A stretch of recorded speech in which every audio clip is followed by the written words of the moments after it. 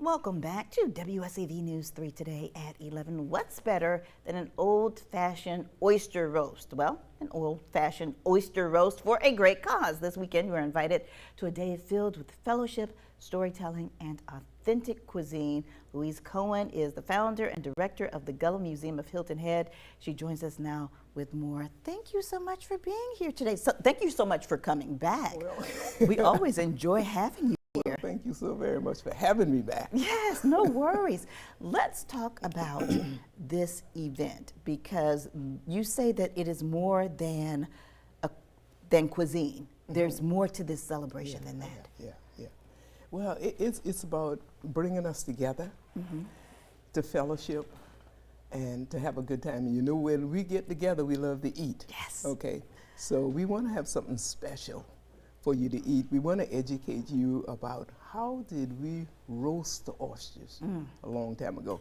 And one thing about oysters, you can have it in a variety of ways. Okay, you can have it fried, you can roast it, you can have the stew, you know, and all that, or you can have it even raw. So, but we want to educate people about how we did it the old-fashioned way. Yeah. Okay. We didn't have all the modern conveniences way back.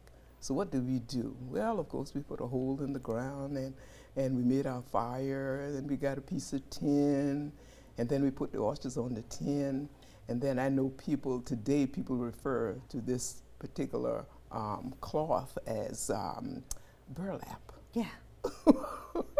Well, one time we didn't call it burlap. We said the crocker sack. Okay. So we want to bring all that back so people can actually see what is the crocker sack. Yes. Okay. What is the burlap bag? Well, you will get to see it if you actually come to the oyster roast, and then you watch it, you know, steam, you know, there, and actually place on the table where it's to your convenience than to eat it, you know. And we know everybody don't like oysters, so we gonna have some chicken and oxtail and rice and all that, all the good stuff. food. Yeah. So this is for a bigger purpose, though. You're getting people together to share stories that, in essence, may be fading away, and you want those stories to remain. Exactly. So it's all about keeping the culture alive, and that seemed to be the calling on my life to help to do that. So I said yes to God after He sprained my arm. Oh, no. I'm so sorry to hear that. Because I didn't want to be the one to do it. Okay. But anyway, since I had no choice, because that's what He wanted me to do, then I answered the call. Yes. And you know, and it's amazing how you can't run but so long. So I ran for 3 years. Yeah. And that was long enough. I mean, I was just tired running. So then I said, yes, Lord. Yeah. So then answered the call, and here I am today, still doing what I was doing. Still doing what you're doing, and also sharing the story of the Gullah Museum. Tell us about that. Exactly. Yeah, well, you know what, Kim, it goes all the way back to my great-grandfather after the Civil War, when they was given the opportunity to purchase land. He actually purchased the land where the Gullah Museum sits today. Wow. Okay, and the house, his grandson would have his name, William Simmons, but we call him Bubba Dewey. Okay, so this is Bubba Dewey's house, 96 years old. They only restored Gullah House on Hilton Head Island. So that house is telling a story. And of course, I'm a part of the story. Yeah. So we want to share that story with people, and the artifacts and all of the things that brought us from where we were to where we are today.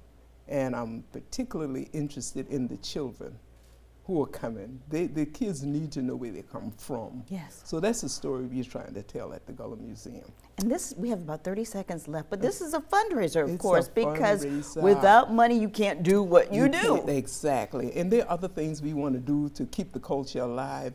So when they come there, they're going to actually see what it's like to use a hand pump to pump the water. You can always turn the faucet on. You know, they're going to see things like that. They're going to see other houses there. And these are like one-room houses. But that's what we had back in the day.